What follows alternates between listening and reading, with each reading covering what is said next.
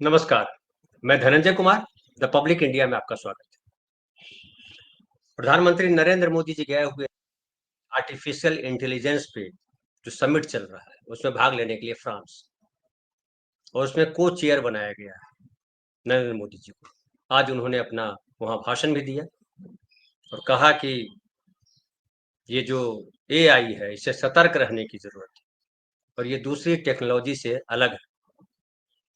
और ये भी बतलाया वहाँ जाकर के कि भारत ने अपने 1.4 अरब से अधिक लोगों के लिए बहुत कम लागत पर डिजिटल सार्वजनिक बुनियादी ढांचे को सफलतापूर्वक तैयार किया।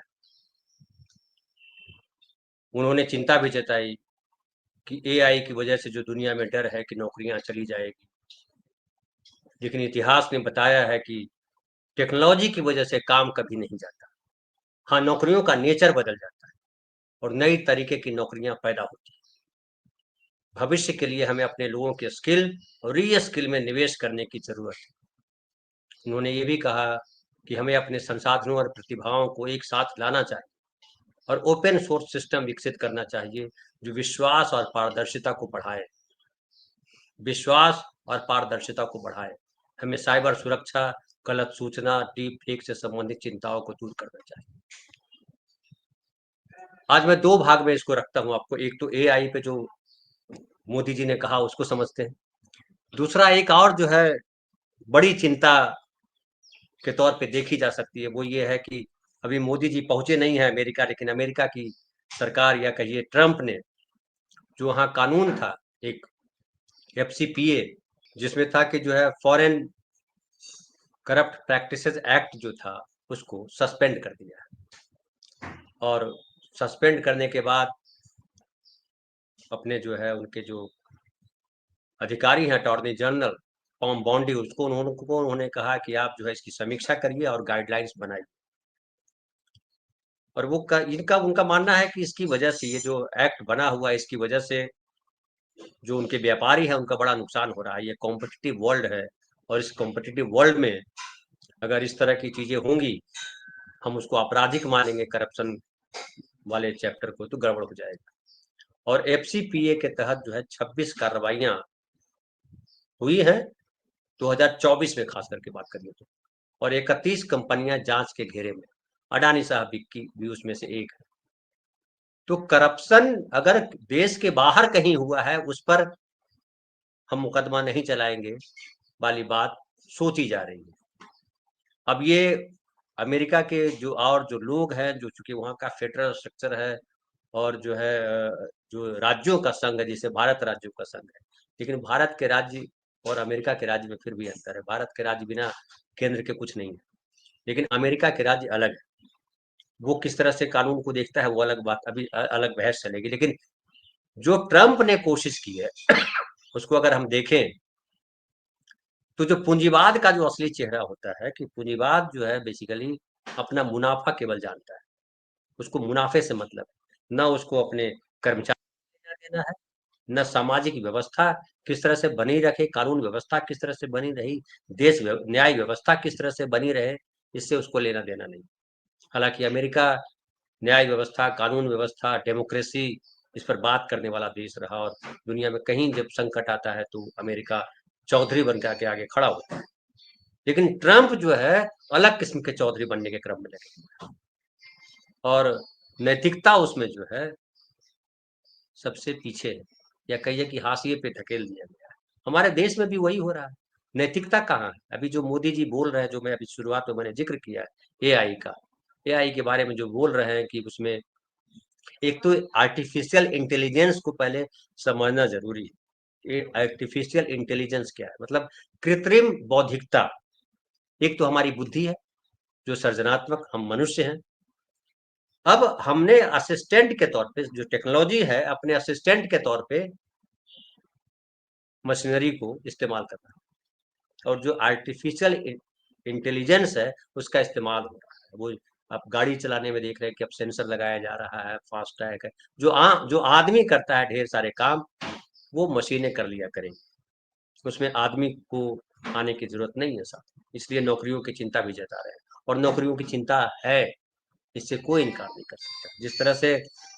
जिस तरह से तमाम जगहों पे मशीनीकरण जिस तरह से हुआ है, और मशीनीकरण में सबसे बड़ा लाभ जो है वो पूंजीपतियों को मिलता है। और इसको ऐसे इस तरह से भी समझ सकते हैं कि मनमोहन सिंह ने जो शुरू किया था मनरेगा, मनरेगा में क्या कहा था, मशीनें हैं खोदने के लिए, गड्ढा खोदने के लिए मशीनें हैं और सारे काम करने के लिए, लेकिन उन्होंने कहा कि हम मनुष्यों के द्वारा काम करवाएंगे और उनको ये रोजगार दें, उनको मिनिमम बेसिक रोजगार दें। अब ये समझने वाली बात है कि टेक्नोलॉजी और इंसान दोनों के बीच में सामंजस्य कैसे स्थापित हो। क्या भारत में वो सामंजस्य स्थापित होता हुआ दिखाई पड़ रहा है कहीं? और जो करप्शन वाली बात जो जो कह रहे हैं ट्रम्प, उससे आप जोड़िए, भारत में करप्शन का क्या हाल है? हमारे यहाँ रिश्वतखोरी अपराध है। मोदी जी लगातार कहते हैं जीरो टॉलरेंस करप्शन को लेकर। इंडिया अगेंस्ट करप्शन केजरीवाल साहब ने शुरू किया था और लगा कि कांग्रेस सबसे करप्ट पार्टी है, इसको हटाने बिना जो है चलेगा, लेकिन खुद केजरीवाल जो है करप्शन के आरोप में जेल चले गए। और करप्शन जीरो टॉलरेंस की बात जब करते हैं नरेंद्र मोदी जी और अजीत पवार है या और ढेर सारे नाम है, मैं एक नाम खाली ले रहा हूँ, लेकिन ढेर सारे नाम है जो उनकी पार्टी में आते हैं और वो करप्शन खत्म हो जाता है, वो करप्ट नहीं रह जाते।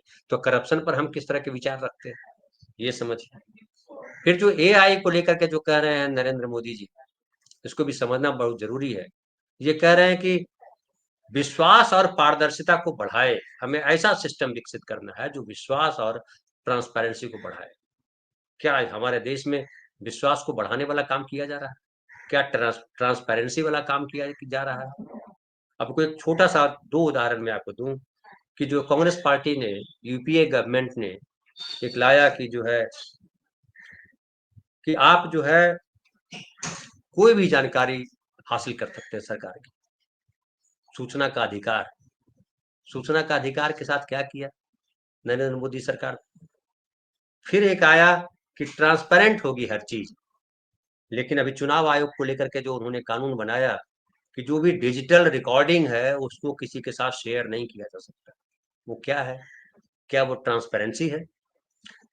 कुंभ मेला में जिस तरह से भगदड़ मची और तमाम चीजें हुई, अब तक नहीं पता कि क्या हुआ। ढेर सारे सीसीटीवी लगाए गए होंगे, कहीं सीसीटीवी के फुटेज सरकार ने जारी किए। तो ऐसी तमाम चीजें हैं। कथने और करने में अंतर जो है, जब आप अपने देश में रखते हो और विदेश में जाकर के भाषण दे आते हो कि हम जो है विश्वास और पारदर्शिता को बढ़ाएं, ऐसा सिस्टम डेवलप करें। और एआई बाकी चीजों से अलग है, बाकी टेक्नोलॉजी से अलग है, सबको पता है। ये तो वही हो गया कि फुटबॉल के लिए जरूरी है एक मैदान हो। आर्टिफिशियल इंटेलिजेंस पे हमारे देश में क्या काम हो रहा है, हम उसको किस तरह से काम कर रहे हैं।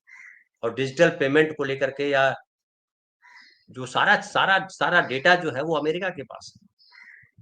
वो चाहे वो गूगल हो, चाहे वो यूट्यूब हो, या चाहे जो भी चीजें हो, हम पेमेंट भी जो करते हैं उसमें तमाम चीजों में क्या है, हम वहां कहाँ है? तो हम तो जो है कुंभ में लगे हुए हैं।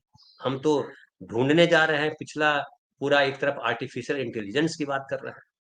हम अगर इस पे शोध कर रहे होते कि जो हमारे शास्त्रों में लिखा हुआ है कि उन्होंने तपस्या की, 1000 साल तपस्या की, उस पर काम करते तो बात समझ में आती कि एक आदमी 1000 साल जिंदा रहा, 1000 साल तपस्या की, ये कि जो है उन्होंने ध्यान लगाया और वहां पहुंच गए, इस पर काम करते थे। एआई टेक्नोलॉजी पे कहाँ काम करने जा रहे हैं? तो मैं ये कहना चाह रहा हूँ कि ये सारा जो एक एक हमारे यहाँ एक और कहावत है, शामिल बाजा। शामिल बाजा का मतलब होता है कि किस्सा थोड़ा सा छोटा सा सुना दूं कि एक राजा के यहाँ कुछ साजिंदे जा रहे थे, गुजर रहे थे, उनके यहाँ कोई फंक्शन था। तो किसान जो है उसकी फसल मारी गई थी, बेरोजगार बैठा हुआ था, परेशान था कि क्या करे। तो किसान ने कहा कहाँ जा रहे हो आप लोग? तो बोला कि राजा साहब के यहाँ कोई फंक्शन है, उसमें हम जा रहे हैं। तो बोला अरे मुझे भी ले चलो, कुछ काम मिल जाएगा, कुछ पैसा मिल जाएगा, कुछ गिफ्ट मिल जाएगा। तो कहा कि चलो, लेकिन तुम करोगे क्या, क्या बजाओगे? बोला क्या बजाएंगे? तो खटिया पे बैठा हुआ था, खटिया उसने एक उसका जो पासी उसको बोलते हैं, और पौआ वो तोड़ा और लेके चल पड़ा। बोला हम भी बजाएंगे, और सारंगी की तरह उसने अभ्यास किया। उसके बाद वहां गया तो वहां साजिंदे सब बजा रहे थे, वो बजा रहे थे तो वो भी बजा रहा था। राजा ने कहा अरे यार, ये तो सब साज को तो हम जानते हैं, इसलिए क्या है? तो पूछा कि ये क्या है? तो उसने राजा ने कहा कि एक काम करो, सब अलग अलग बजाओ। तो सबने, तबले वाले ने, ढोलक वाले ने, फलाने वाले ने, सबने अपना अपना बजाया। बजा बजाने के बाद जो है वो, ये उसकी बारी आई, शामिल बाजा वाले की, जो खटिया का वो लेकर के गया था। तो सारंगी की तरह बजाने लगा। कोई आवाज तो आ नहीं थी, कोई आवाज आए नहीं। राजा ने कहा कोई आवाज तो आ नहीं रही है। बोला हुजूर कैसे आएगी, ये शामिल बाजा है। जब सब बजता है तब ये बजेगा, अकेले में नहीं बजता। तो वैसी ही बात हो जाती है। हम जो है, भारत पिछले 11 सालों से साइंटिफिक टेम्परामेंट को लेकर के कहाँ काम कर रहा है, क्या काम कर रहा है, ये समझने वाली बात है। लेकिन साइंटिफिक टेम्परामेंट करके को लेकर के हम नहीं काम कर रहे हैं। हम शास्त्रों में बता रहे हैं, हम वैज्ञानिक उसमें जाकर के बता रहे हैं कि किस तरह से गणपति का जो ऑपरेशन किया गया, किस तरह से हम कितने एडवांस थे, किस तरह से फलाना था, किस तरह से ढिमाका था। हम उस तरह के फिर या तो आयोजित करें, दुनिया के लोगों को बुलाएं और प्रूव करें। साइंस क्या है? साइंस चमत्कार नहीं है। साइंस जो है प्रूव करना होता है, और एक क्रिया जो हुई है बार बार होती, बार बार वो घटना घटे तो साइंस है। तो साइंटिफिक टेम्परामेंट पे दुनिया के जिन देशों में बात हो रही है और जहाँ बहस हो रही है, वहां आप जाकर के इस तरह की बात करोगे तो इससे क्या इस देश का मान बढ़ता है? और कंप्लीटली जो है कैसे ध्वस्त कर दिया जाए जो इतने सालों में बनाया है नेहरू, गांधी, अंबेडकर और सारे लोगों ने, उसी में पूरा लगा हुआ है, पूरा तंत्र लगा हुआ है। और ये बड़ी दुर्भाग्य की बात है। लेकिन खैर, अभी देखिए जो ट्रंप ने जो घोषित किया है कि हम अभी सस्पेंड किया है उस कानून को, उसका क्या इम्पैक्ट पड़ता है, क्या अडानी उससे बचते हैं, क्या अडानी को फायदा होता है, ये एक देखने वाली बात है। और अडानी को अगर फायदा होता है तो उसकी कीमत क्या चुकानी पड़ती है भारतवर्ष को, कौन सी डील करके आते हैं, ये भी देखा जाएगा। हम उस पर बात करेंगे आगे। फिलहाल बहुत बहुत धन्यवाद। कल बात करते हैं किसी और विषय पर।